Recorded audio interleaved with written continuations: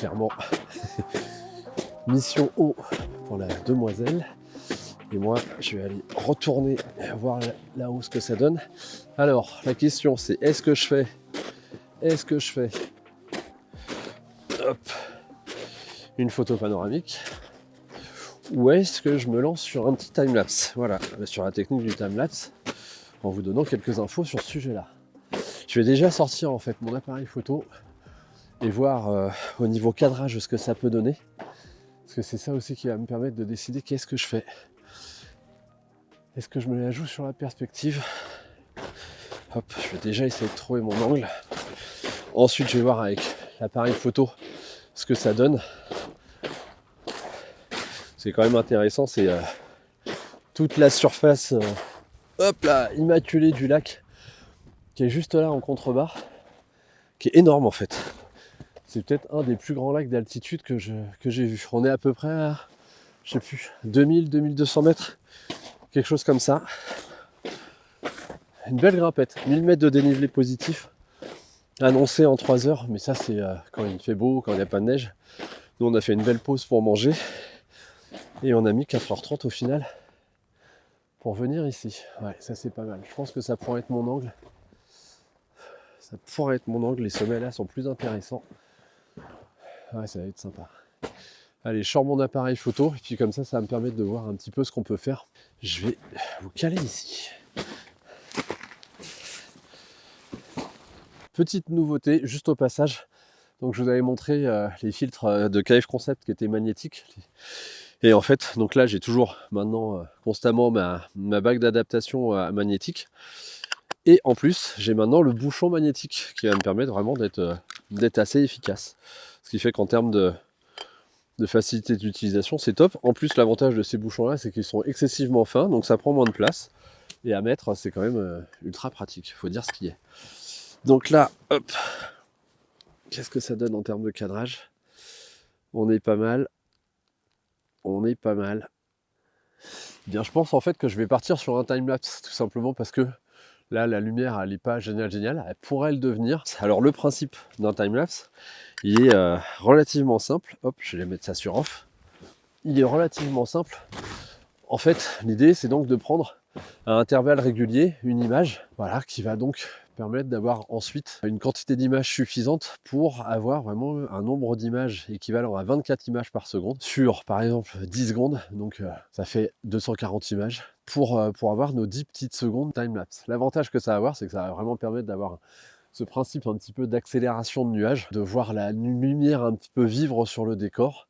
Le plus simple, mais le moins pratique à utiliser ensuite, c'est de tout simplement faire un film et ensuite le passer en accéléré. Mais par contre, sur le film, vous n'allez pas avoir la même richesse que si vous faites des photos. Voilà, parce que si vous faites des photos au format RAW, eh bien vous avez beaucoup plus d'informations colorimétriques et donc vous allez vraiment pouvoir avoir quelque chose de beaucoup plus sympathique, beaucoup plus riche et surtout dans un format énorme. Là, vous allez vraiment être sur de la très haute définition directement. Ça que là, en fait, je m'apprête à faire un timelapse sur 42 millions de pixels au format RAW. Donc le principe vraiment du réglage pour l'appareil photo, ça va être mode manuel. Je vais fixer mes ISO, je vais fixer ma profondeur de champ, donc mon diaphragme, voilà, une bonne fois pour toutes. Ensuite, par rapport à la luminosité actuelle, eh bien, je vais tout simplement fixer aussi ma vitesse d'obturation. Et ensuite, ça va être toujours le même réglage qui va permettre vraiment d'avoir ces nuances qui se mettent en place. Si par exemple, je mettais soit les ISO, soit la vitesse d'obturation en automatique, priorité ouverture ou priorité quelque chose, et bien en fait, l'appareil photo va compenser le manque de luminosité du coucher de soleil et donc va éclaircir les choses. Et donc là, on va pas forcément avoir la réalité. Donc là, vraiment, le truc, c'est d'être en manuel à tous les niveaux et de fixer ces réglages une bonne fois pour toutes. D'où le fait, en fait, surtout un coucher de soleil, de fixer tout ça une bonne fois pour toutes pour vraiment pouvoir percevoir la mise en place des nuances et surtout le fait que la lumière s'atténue progressivement. Donc là, je m'installe. Au niveau trépied, je vous montre ce que je vais utiliser. C'est vraiment du tout petit trépied. Voilà, donc hop, là, je vais être sur le rocher qui a juste là, à côté de moi. Je vais placer l'appareil photo et ça va juste être la séquence du soir. Hop.